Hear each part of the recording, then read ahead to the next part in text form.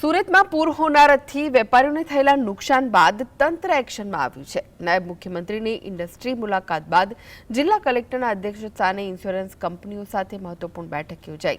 વેપારીઓને રાહત મળે અને ક્લેમ પ્રક્રિયા સરળ બને તે માટે કંપનીઓને ઝડપી નિકાલની સૂચના આપવામાં આવી। ક્લેમ માટે ફરિયાદ નિવારણ પોર્ટલ શરૂ કરવાની તૈયારી પણ કરાઈ। ઉપરાંત પ્રક્રિયા ઝડપી બનાવવા નોડલ ઓફિસરની નિમણૂક કરવામાં આવશે। જિલ્લા કલેક્ટરે આપત્તિના સમયમાં કાળાબજારી કરનારાઓ સામે કડક કાર્યવાહી કરવાની ચેતવણી આપી। વેપારીઓને તંત્ર વચ્ચે સંકલનથી નુકસાનગ્રસ્તોને સહાય પહોંચાડવાનો પ્રયાસ કરવામાં આવી રહ્યો છે। ઇન્ડસ્ટ્રીઝ અને જે આ આપણો વેપારી વર્ગ છે તેની સાથે એ ઇન્સ્યોરન્સ કંપનીની સાથે મળીને એમને ઝડપથી ક્લેમ મળે અને ઝડપથી ક્લેમ સેટલ થાય તે માટેની પ્રક્રિયા હાથ ધરશે।